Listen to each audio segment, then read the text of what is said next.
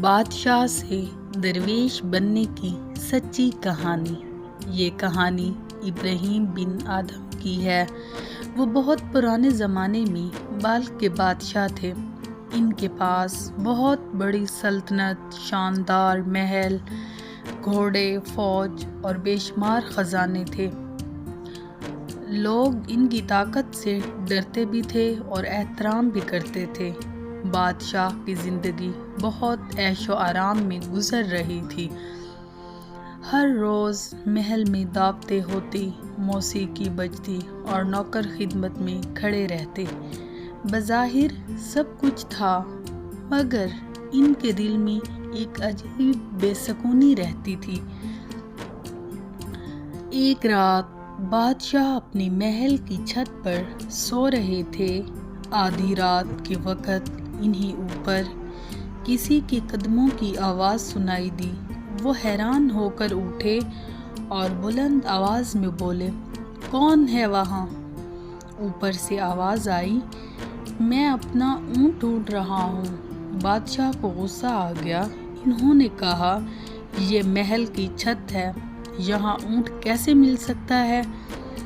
اوپر سے جواب آیا، اگر محل میں بیٹھ کر اللہ کو تلاش کیا جا سکتا ہے تو پھر چھت پر اونٹ بھی مل سکتا ہے۔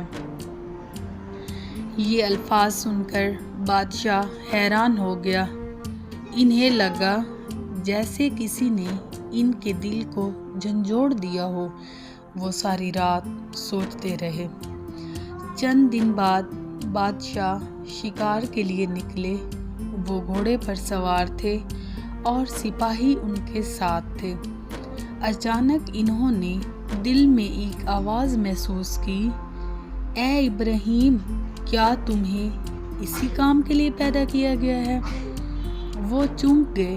تھوڑی دیر بعد وہی احساس دوبارہ ہوا۔ راستے میں انہیں ایک سادہ کپڑے والا فقیر ملا۔ فقیر کے چہرے پر عجیب سکون تھا۔ بادشاہ نے اس سے پوچھا، تم کون ہو؟ فقیر نے جواب دیا، میں ایک مسافر ہوں۔ بادشاہ نے پوچھا، تمہارے پاس نہ دولت ہے نہ محل، پھر بھی تم مطمئن کیوں ہو؟ فقیر نے مسکرا کر کہا، کیونکہ میرا دل آزاد ہے، میں دنیا کی چیزوں کا غلام نہیں ہوں۔ یہ سن کر بادشاہ بہت متاثر ہوئے۔ محل چھوڑنے کا فیصلہ کیا۔ اس دن ابراہیم ابن آدم کے دل میں بہت بڑا انقلاب آ گیا۔ انہوں نے سوچا کہ دنیا کی بادشاہت عارضی ہے، اصل کامیابی اللہ کی رضا میں ہے۔ کہا جاتا ہے کہ ایک رات انہوں نے چپکے سے اپنا محل چھوڑ دیا۔ انہوں نے شاہی لباس اتار دیا اور عام آدمی کی طرح سادہ کپڑے پہن لیے۔ وہ مختلف شہروں میں گئے، محنت مزدوری کی، کھیتی باڑی کی اور عبادت میں زندگی گزارنے لگے۔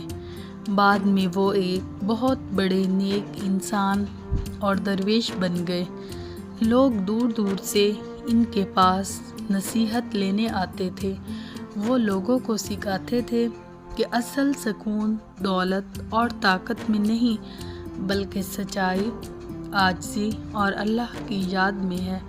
ان کی سادگی، کہا جاتا ہے کہ ایک وقت ایسا بھی آیا جب وہ کھیتوں میں مزدوری کرتے تھے اور جو کماتے تھے اس سے بھی غریبوں کو دے دیتے تھے۔ لوگ حیران ہوتے کہ جو شخص کبھی بادشاہ تھا اب اتنی سادہ زندگی کیسے گزار رہا ہے۔ وہ ہمیشہ کہتے، میں نے ایک چھوٹی بادشاہت چھوڑ کر بہت بڑی بادشاہت حاصل کی ہے، کیونکہ اب میرا دل آزاد ہے۔ سبق: دنیا کی دولت اور طاقت ہمیشہ نہیں رہتی، اصل کامیابی اچھے کردار، عاجزی اور نیکی میں ہوتی ہے۔